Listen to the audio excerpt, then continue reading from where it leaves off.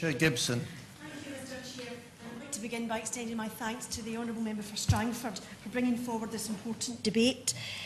The freedom of religion, your freedom to worship your God however you perceive him or her to be, should be an absolute right.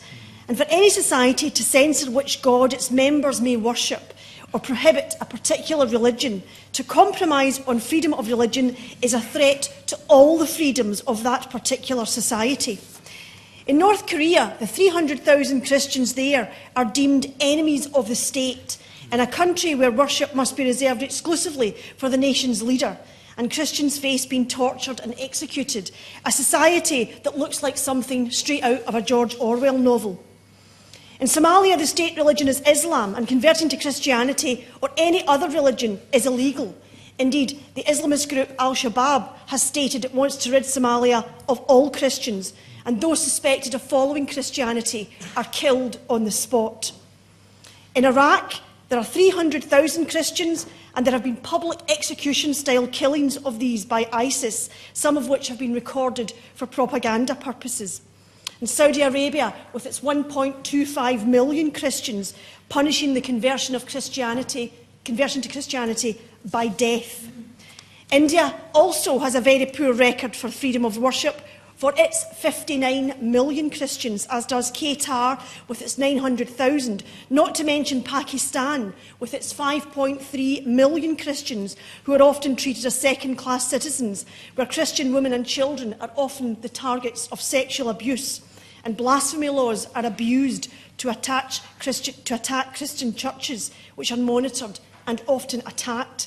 And even in the Maldives, converting to Christianity means forfeiting your Moldavian citizenship, and owning a Bible is punishable by death. I could go on, of course, but we simply don't have time. Unfortunately, the list is far too long. What a world we live in. However, I wish to add my voice to the praise today that's been targeted to the work of Open Doors, which has often visited this Parliament to reveal its World Watch list of countries around the world where Christians face awful persecution. And sadly, it seems that the Western media frequently underreport such persecution, and the suspicion I have heard expressed is that this is for fear of offending cultural sensibilities. I don't know if that's true. I certainly hope it's not, because when it comes to basic human freedoms, there is no room for cultural sensitivities. Where there is persecution and violence, it is wrong and it's unacceptable, and we all must have the courage to say so. While democratic countries celebrate their freedoms, we cannot turn away as minority groups abroad are bathed in violence and blood. And the UK Government, and specifically the Foreign and Commonwealth Office, needs to support the UN High Commissioner for Human Rights and the Special Rapporteur on Freedom of Religion or Belief in their efforts. And we need to ensure proper support for the work of Open Doors and other non-governmental organisations who work in the front line to help Christians who are persecuted. We cannot afford to stand by.